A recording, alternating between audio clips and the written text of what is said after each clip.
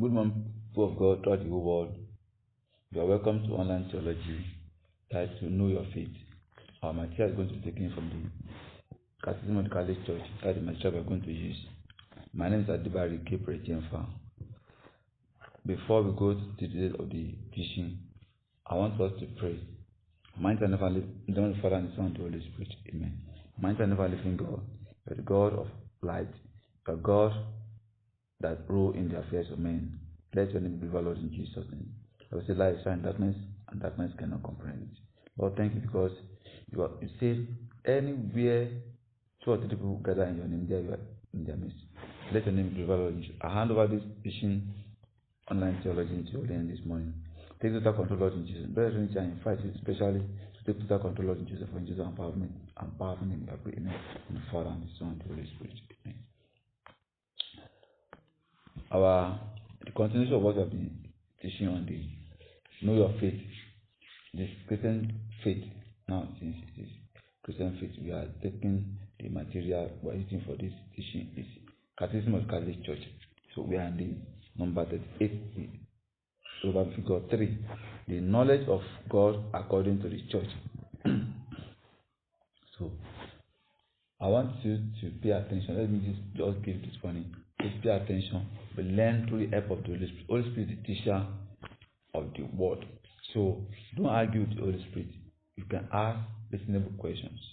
So I will encourage you to follow through in Jesus' name.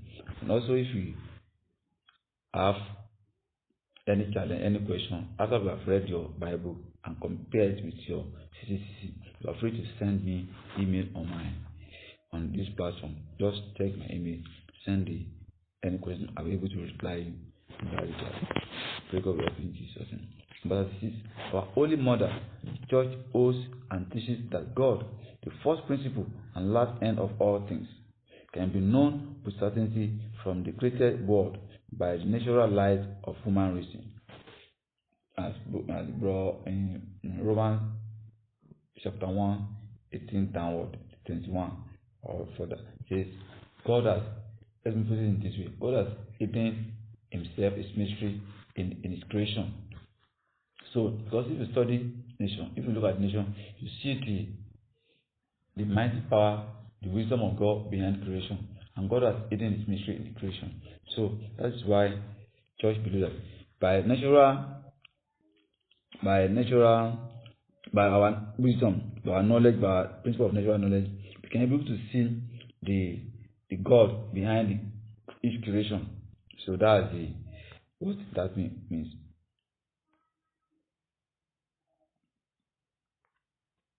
Without this capacity, man will not be able to welcome God's revelation.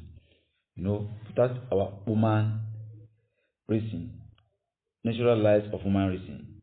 For example, now, when you know that for the system, the galaxies, everything, thought it within yourself.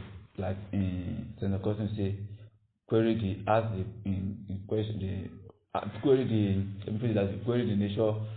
natural world. You see the beauty, and you see behind them that is the craftsman there is the one beautiful one that cannot change. So that's that in that way. Without this capacity, man will not be able to welcome God's revelation. Man has this capacity because he is created in the image of God. We are created in the image and likeness of God. That is what the Bible says in the book of Genesis 1:26 downward. Let's check the reference. CCC 3:55. The heading here says the physical world is our natural world here. CCC 3:55. God created man in his own image. In the image of God, he created him, male and female. He created them. Man occupies a unique place in creation. You understand? We are the last creation, and we are the only one who resemble God in all likeness in spirit. 1. He is in the image of God. 2. In his own nature he unites the spiritual and material works. So, 3. He is created male and female. 4. God established him in his friendship. We have talked about this yesterday. So God because he established God established him in his friendship. It's true love, and God still sustained that friendship through love. So that's one. 37. This is 37. In the historical conditions in which he finds himself, however, man experiences many difficulties in coming to know God by the light of reason alone. I've said it today that reason alone is not enough to come to full knowledge of Christ, of God. So we need grace to the help of the Holy Spirit. We need grace which will supply the Holy Spirit. So though human reason is, strictly speaking, truly capable by its own natural power and light of attaining to a true and certain knowledge of the one personal God, who watches over and controls the world by his providence, and of the natural law written in our hearts by the Creator.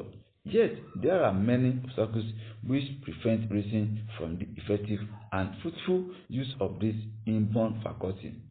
For the truth that concerns the revelation between God and man only transcend the visible order of things, and if they are translated into human action and influence it, they call for self-surrender and abnegation. The human mind in its turn is hampered in the attaining of such truth, not only by the impact of the senses and the imagination, but also by the disordered appetite, which are the consequences of original sin. So it happens that men in such matters easily persuade themselves that what they would not like to be true is false, or at least doubtful. No, if man didn't understand it fully, maybe that's no. So that's the purpose of that. So let's check the reference here. 1960. The 1960. The 30 years, the moral law. The precepts of natural law are not perceived by everyone clearly and immediately. In the present situation, sinful man needs grace and revelation so moral and religious truth may be known by everyone with facility, with firm certainty, and with no admixture of error. The natural law provides revealed law and grace with a foundation prepared by God and in accordance with the work of the Spirit. So let me take that one to explain it further small. The precepts of natural law are not perceived by everyone clearly and immediately. We know natural law now. Don't ever that inclined towards the natural law by science or those who observe the nation. So in the present situation, sinful man needs grace and revelation so moral and religious truth may be known. We need grace because knowledge of God is beyond that of natural knowledge. It's beyond natural reason.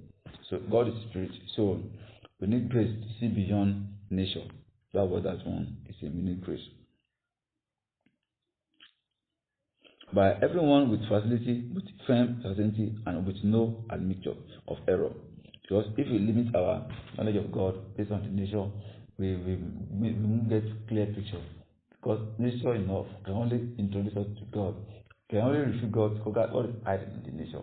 It's hiding in the mystery behind the nature. So if we have grace, we have a brighter and complete knowledge of Christ, which grace will supply the Holy Spirit to the help of the Holy Spirit. And when we come to Christ, Christ is the full revelation of Christ. So there is no another revelation greater than the one that Christ has revealed to us. And that's where they take in the Word of God. Let's just follow. 38. This is 38. This is why man stands in need of being enlightened by God's revelation. Yes, we need God to be enlightened by God's revelation. So we need God, and we can't serve God without the help of the Holy Spirit. So not only about those things that exceed his understanding. No, God is beyond human understanding. So that's why we need help of God. So, but also about those religious and moral truths which of themselves are not beyond the grasp of human reason. So, God will speak in our own languages. God will explain, understand. When Christ came, he was able to came in form of man, fully God, and he spoke. It relates with our level, which help us to understand God in a better way. For everything that we can see in Christ, everything we can see in the Father, we can see in Christ. That's what Christ said. If you have seen me, you have seen my Father. So that even in the present condition of the human race, they can be known by all men with ease, with firm certainty, and with no admission of error. So that's just to give us a better understanding of who God is. Let us check the reference CCC 2036. The church, mother, and teacher. The authority of the magisterium extends also to the specific precepts of the natural law, because their observance demanded by the Creator is necessary for salvation. In recalling the prescription of the natural law, the magisterium of the church exercises an essential part of its prophetic office of proclaiming to men what they truly are and reminding them of what they should be before God. I want to explain some things here. When we hear the word the magisterium, is the church authority in teaching and authenticate the teaching of the church. So that's what that means. So let me check something.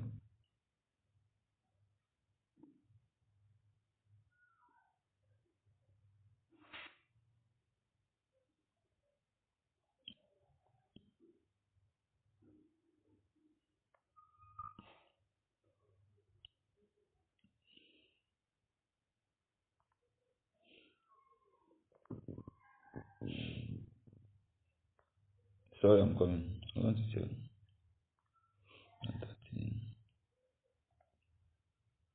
So as I was saying, the church is there to guide the teaching and guide the people of God. That is why the authority is there to guide for the true teaching of people of God. That's in that regard.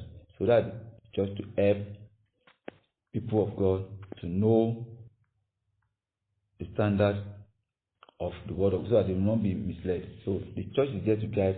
If anyone wants to propose any or anything, the church is there to call. No, the teaching cannot be this heresy. That's from the beginning. The church is there to guide the people. That's why they can stand against heresy. So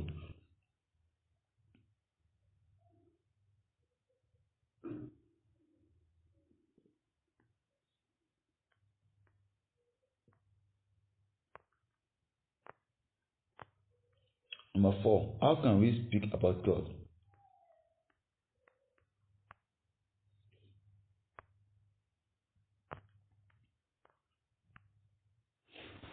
In defending the ability of woman, that's 9. In defending the ability of human reason to know God, the church is expressing her confidence in the possibility of speaking about Him to all men and with all men, and therefore of dialogue with other religions, with philosophy and science, as well as with unbelievers and atheists. Church have been calling the world, from the beginning, just to reason to dialogue. So, and that's the idea of God. When you say Bible say, come, let's all reason together. So, church also is doing what God is calling us, because God is calling the world through the church.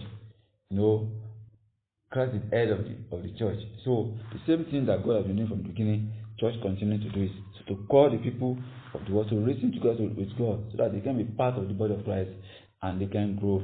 And I will say something here, just to echo the statement of the church that has been calling the world from the beginning, that people of other religion should reason with church. Christ is the only savior of the whole world. And in Christ, when we have the full revelation of God, you may have the shadow revelation of God where you are, but the full revelation of God is in Christ alone. I'm encouraging you this morning, today, that you should fully come to the light of Christ through the church.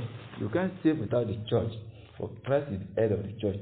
There's no salvation outside Christ. It's the same thing as there's no salvation outside church. So there's no salvation outside Christ. So believe in Christ and come and join yourself to church. As you are hearing this, whosoever, if you have not become Christian, whatever, don't be dependent on religion. Your religion must involve Christ. If your religion is not involve Christ, that not religion is not putting you to the salvation that Christ came to give. The reference note here, the footnote here. CCC 851. I believe in the Holy Catholic Church. So that is the title of that. Let me quickly go through it. Missionary motivation. It is from God's love for all men that the church is in every age receive both the obligation and the figure of our missionary dynamism. For the love of Christ urges us on. Indeed, God desires all men to be saved and to come to the knowledge of the truth. That is, God wills the salvation of everyone through the knowledge of the truth. Salvation is found in the truth. Those who obey the prompting of the Spirit of truth are already on the way of salvation.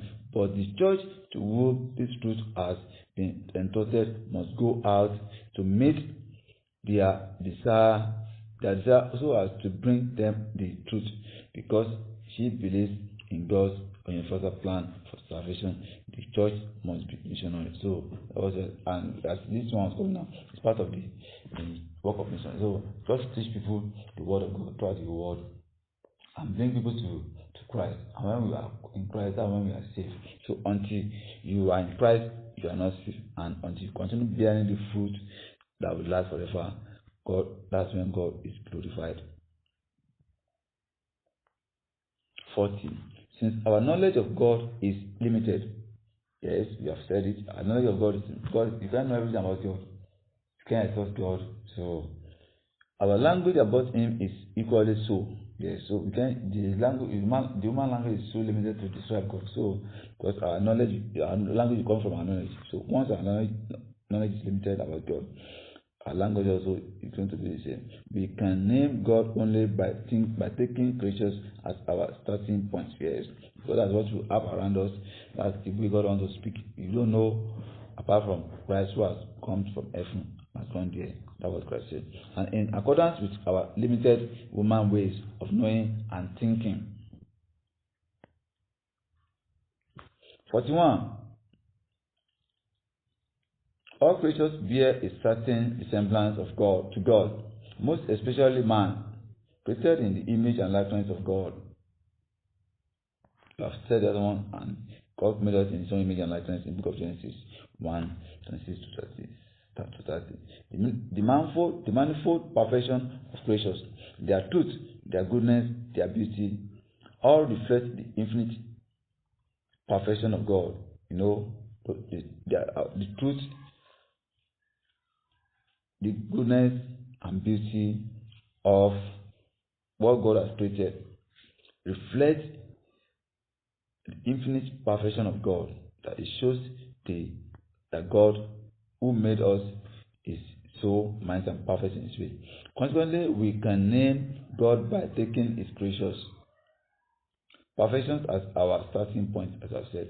For from the greatness and beauty of created things come a corresponding perception of their creator.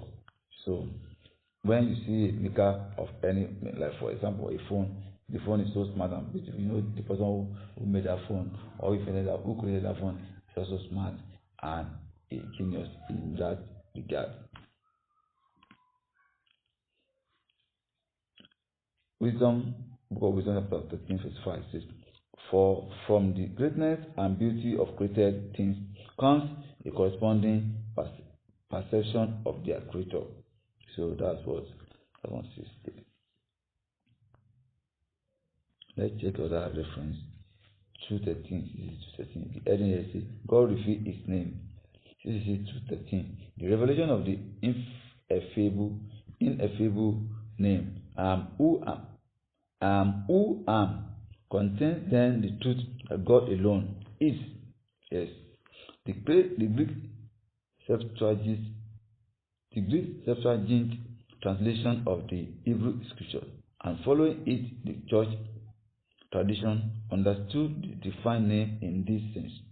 God is the fullness of being and of every perfection, without origin and without end. Yes.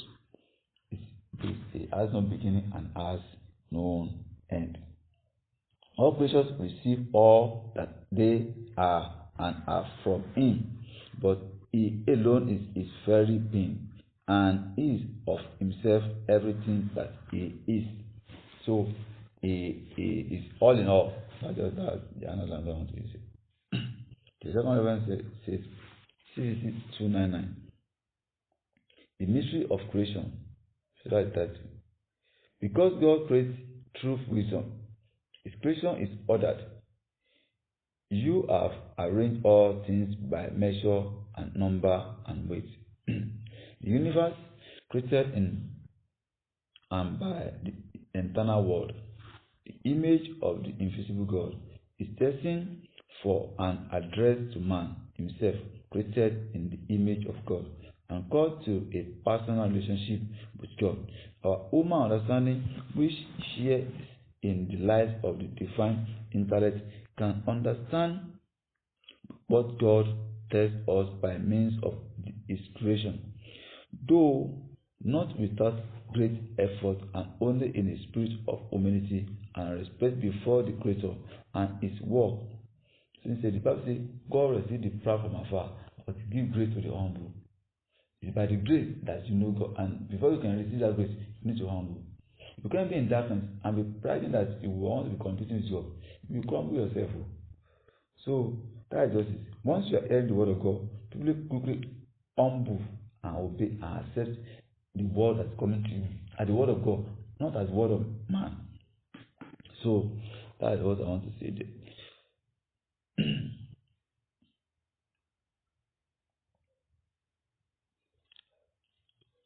Though not without great effort, and only in the spirit of humility and respect before the Creator and his work, because creation comes forth from God, from God's goodness. He shares in that goodness, and God saw that it was good, very good, for God will creation as a gift addressed to man.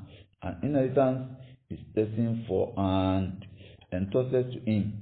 On many occasions, the church has had to defend the goodness of creation, including that of the physical world. No, that's the role of the church. The Bible says everything God made is perfect and beautiful. So church is there to defend, even for people want to be speaking against what God has created. So church is there to point people into the right direction. No, see in this way, see in that way.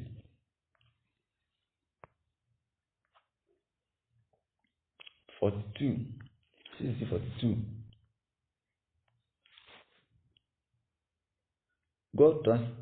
God transcends all creation. We must therefore continually purify our language of everything in it that is limited, image-bound, or imperfect, if we are not to confuse our image of God. Yes. The inexpressible, the incomprehensible, the invisible, the ungraspable.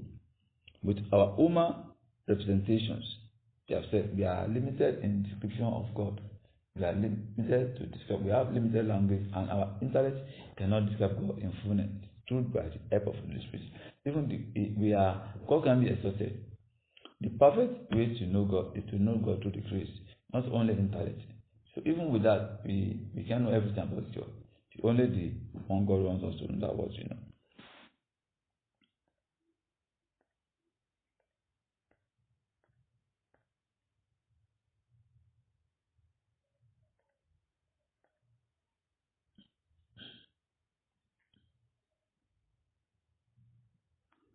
With our human representation, our human words always fall short of the mystery of God.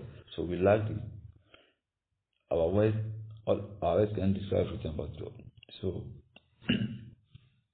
let's just reference 2:12. God revealed his name at Genesis 2:12.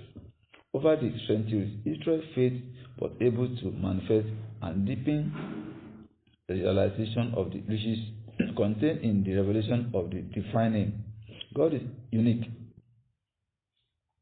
There are no other gods beside him. He transcends the world and history.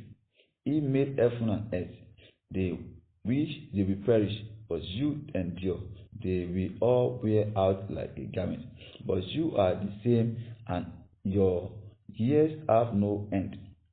In God, there is no variation or shadow due to change.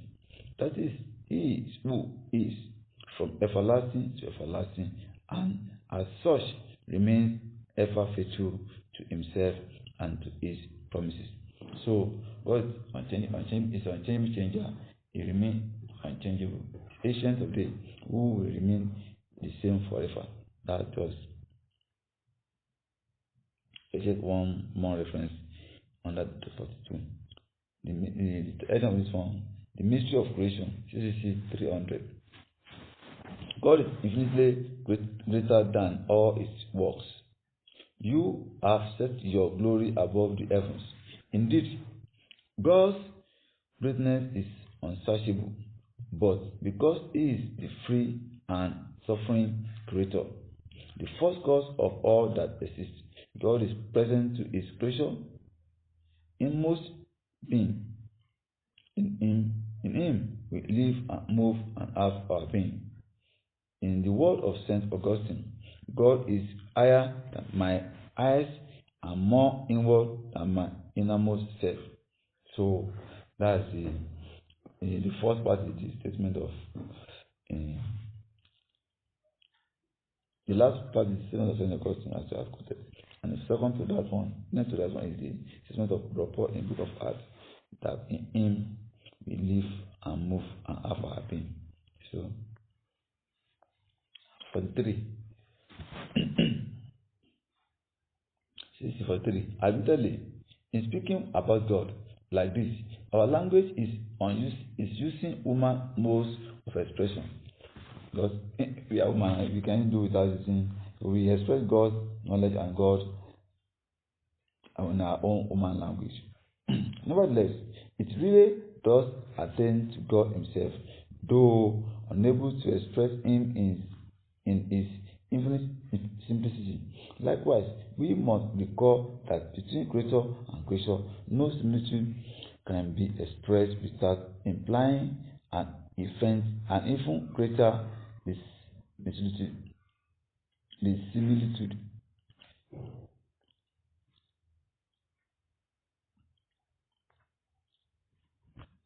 And that concerning God, we cannot grasp what He is, but only what He is not. Yes. And how other beings stand in relation to Him. So we can't say everything about God, or who He is, everything, but we can only say who is not. Understand? No, God is not a liar. God will not change. So, and faithful, we can call God a liar, we can call God a thief. Those things that the people do that make them bad, God can call God those things. So that's what.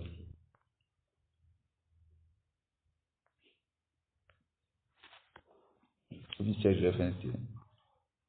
The reference here is 206. CC 206. The heading here is God revealed His name. So in revealing His mysterious name, Yahweh, I am He who is, I am who am, or I am who I am. God says who He is and by what name He is to be called. This divine name is mysterious, just as God is mystery.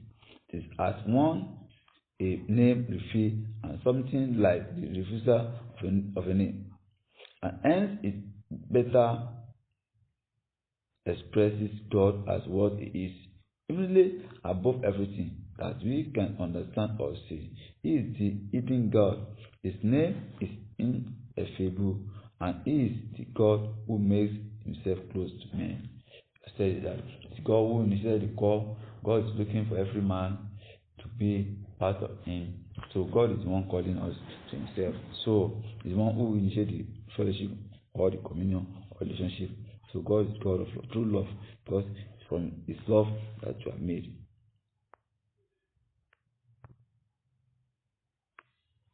In brief now, to close this man is by like the summary. Man is by nature and vocation a religious being. Understand?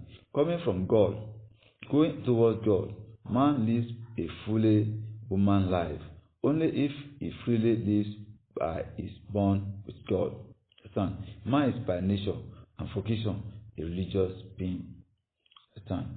We need to relate with God to make a, because it says Genesis chapter 1 verse 26-30, God created us for relation. Understand? So, and when we default from Him, we need to reconnect back to Him.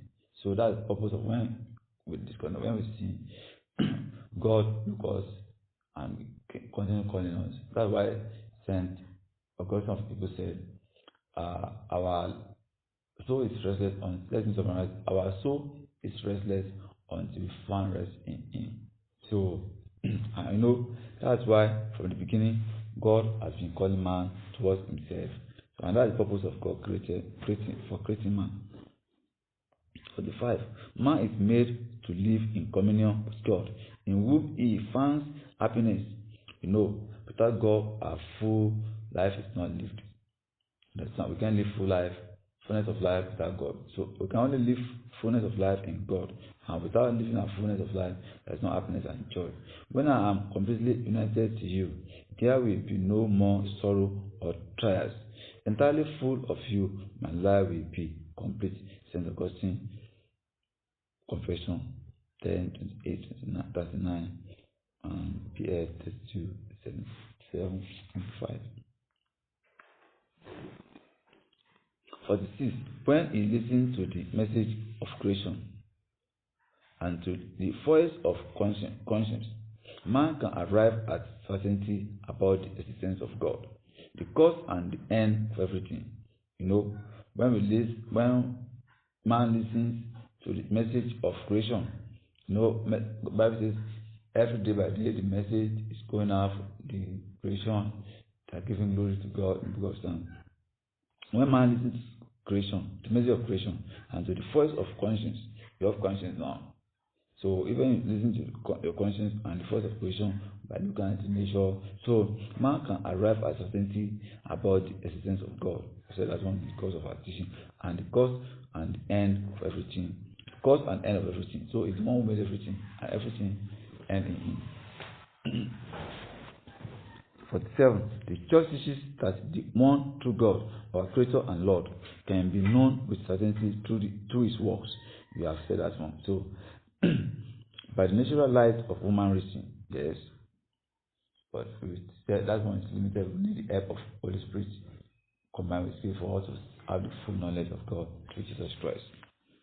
But church didn't teach against reason, human understanding through what God has created. That's what that one just ended. 48. We really can name God. We really can name God. Starting from the manifold perfection of His creations, which are likeness of the infinitely perfect God. Even if our limited language cannot exhaust the mystery. We have said we can, by creation, like we say down top of Judah for Jesus, just to liken like metaphor, like in metaphor, just to describe God, like the land of Judah. We know who lion, and what lion is in Judah, the king of jungle, and just to describe, we can use, because that's what we have in our surrounding, using our human knowledge just to describe God. Like God is in essence of like rock of ages. So you can compare like armor, the word of God like armor, fire. Those are those things we have around us. So